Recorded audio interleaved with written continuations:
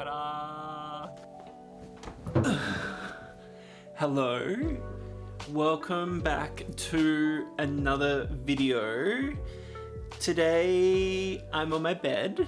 This is my bedside table, and what I thought I would do in this video is expand upon what I made in the last one with my giant stem prototype, because I have another technique that I want to try, and I want to make something new that I can sit on my bedside table that makes a little bit more colorful. So I thought I might just do that in today's video. At the moment, my bedside table just has my little phone stand charger. This is another one of my vases that I made. That's about it, but my aim is maybe I'm gonna get my giant stem. 2 seconds. All right. So basically, I want to make something that can sit behind here. That's like a bigger flower just by itself, still thin, but maybe like a little bit taller, like an arch maybe, that this can then sit in front of, and then it just fills it out a little bit. So like maybe it sits like that or something, or maybe it'll be like a more thin, tall flower. My aim is I'm gonna go to the studio tonight and show you just a different cardboard technique. Yeah, let's go to the studio and get started. So this is the page that I used to just explore this idea a little bit more. I started off from where the giant stems were and thinking, could it be like a vase or like waving out the legs a little bit. I played around with a different style of flower that looks a little bit Super Mario, and I wasn't quite happy with it. And then I moved into this world, which is just having a flower that sits on its own petals. Think of it like a pizza box shape. I'm gonna attempt something like this and see how I go. I could evolve it into maybe like a cluster, or maybe I'll work in the vase element, but this is basically the idea. All right, so I have made it to the studio. It's bucketing down outside. It's been raining for like maybe 6 days straight, but I'm here. I've got my diary and I've got some cardboard, and basically I'm gonna start making straight away. I did some quick measurements before I left the house and decided that I don't want the artwork to be bigger than like 20 by 40 centimeters. So I've got my ruler here so I can keep it within that. I think for this project I'm only going to need these 3 pieces of cardboard. These are like the off-cut arms that go like this on cardboard boxes. So it's like those bits. 3 of those. They're a double corrugated cardboard, so they should be really nice and sturdy. Let's start making the first flower side, and once I cut the pieces, I'll show you how it all pieces together.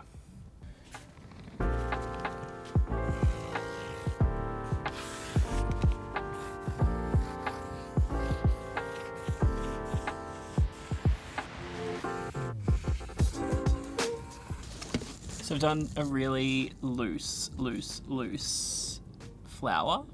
It's a really long one. And I'm just gonna cut it out now, and then I'll be using that one as the template to make the second one. So my hot tip for cutting out petals is to start in the middle of a petal and cut out. Start in the middle and cut out. So that way, you're never gonna end up cutting into your artwork. You're always like cutting to the edge. So you always wanna start inside and cut to the edge. I have cut out the first piece, so it will stand like this. And now it's time to cut out the second piece.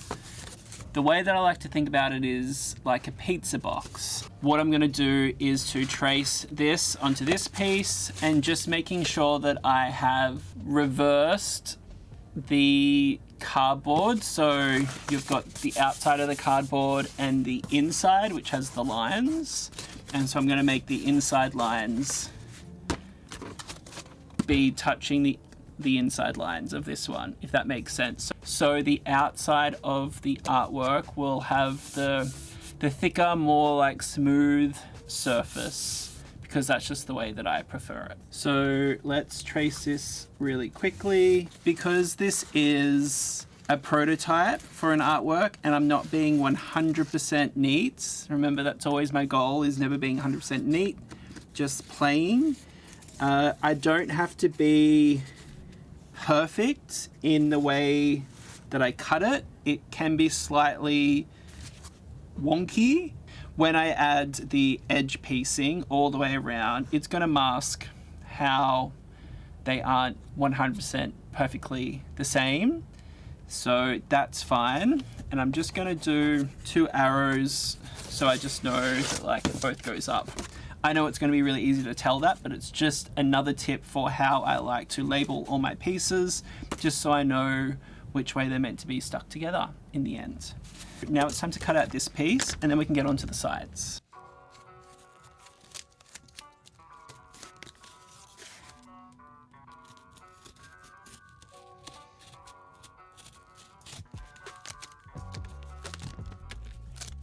And we have, one more.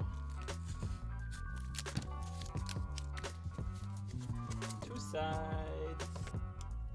2 sides. The next stage of this process is to make the side pieces that wrap around the flower. For this artwork, I don't want it to be super thick. Essentially, you could make it as thick as you want, and I could make this really fun, chunky prism that could almost be like a stool, which is just like getting sidetracked. So I'm gonna go back to that pizza box analogy again, and I'm gonna make it super thin, enough so it stands up by itself. It's probably gonna be like as thick as my yellow ruler. So I'm gonna go and cut a whole bunch of strips, and then we can glue it together.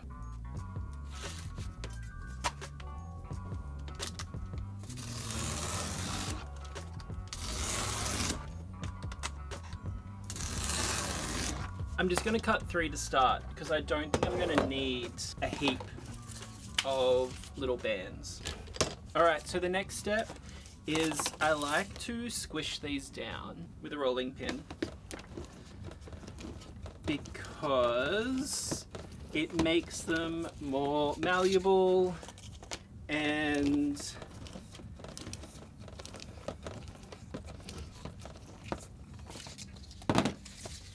it creates a really nice bend to the cardboard, and it means that when I go around the edges, the cardboard is going to bend with it and look really slick. So yeah, now it's time to glue. I've already got my glue gun heating up, and so what I'm going to be doing is on the inside of one of the sides, I'm just going to start to glue the cardboard and trace around the edge until it's completely done. And then I'll come back with more. So that's what I mean. It'll be like this. And now I'm just going to work my way all the way around until it's all glued.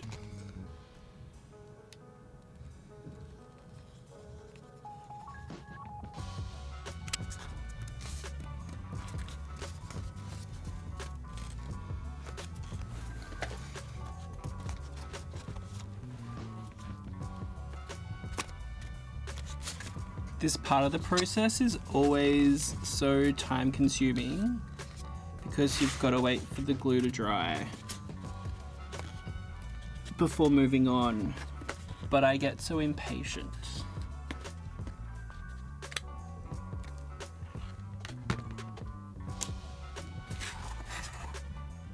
I'm literally 1 pedal short.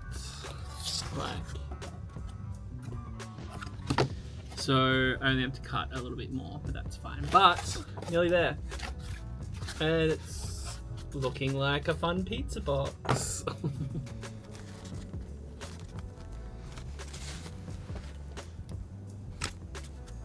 So it's finished. I've got the whole edges done. Something that I can do, if this was a huge artwork and needed some extra supports, something that I would do is add in extra pieces cutting through it in different spaces. That will just add extra stability from the cardboard. And it also gives this top piece, or I guess like both side pieces, more area to stick to, so it's less likely to pop off. That stands up. I haven't done that yet. Yeah, love it. There's a tiny bit of tape at the top. I'll do it later. Now the thing to do is to stick the top piece on. Because this is a prototype, I'm not going to make it super neat, and you're probably going to see little bits of edges that are poking out, but that's okay. So let's stick it on. Because I have plans to stick extra layers of cardboard over the top and covering this up in some way, I'm actually going to bend this and sort of stick it down in phases. That way I can focus on making sure that things just line up. I can pinch the cardboard in if it needs to. If you're seeing a little bit that's exposed, you just can kind of pinch in the surface. And once it's stuck down, then I can move on to the next section and until it's all done.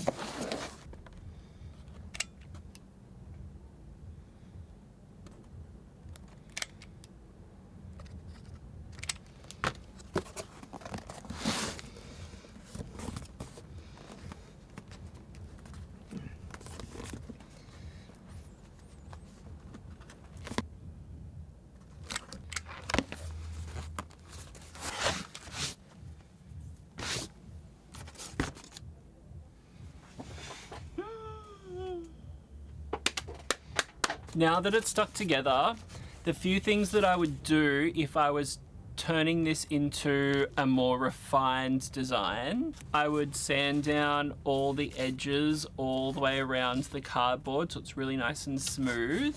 I would also work out a way to not have to bend the back piece so it remains flat at all times. I would also probably put weight in it so it stands really nice and heavy.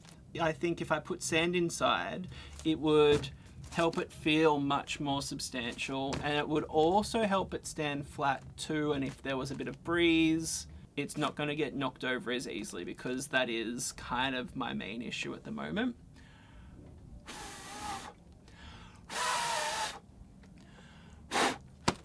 Yeah. But it's going to be on the back of my side table in my bedroom, so, you know, no breeze. Next is to add my details of my flower. I decided I'm going to do very similar to the giant stem. I'm going to use some cardboard and layer it up and create some depth with the flower, and I'll do sort of two variations, like one on each side. So that is the next step now.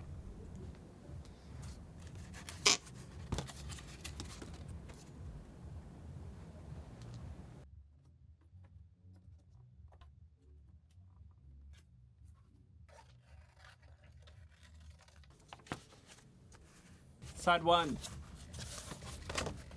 I did the bent side first, just as a tester.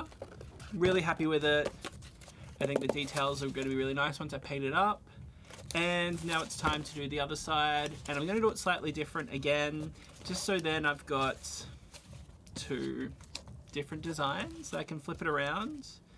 Maybe I'll paint it with a different color. That way it's like two artworks in one. I don't know. I could, the other option is to, okay. The other option is that you can treat this as like the back of the flower and do like a stem, like bud. So it's like an actual flat 3D flower, which is something I've done in the past for my wall hanging flowers. But for this, I'm gonna do a completely different design. So it's like 2-in-1.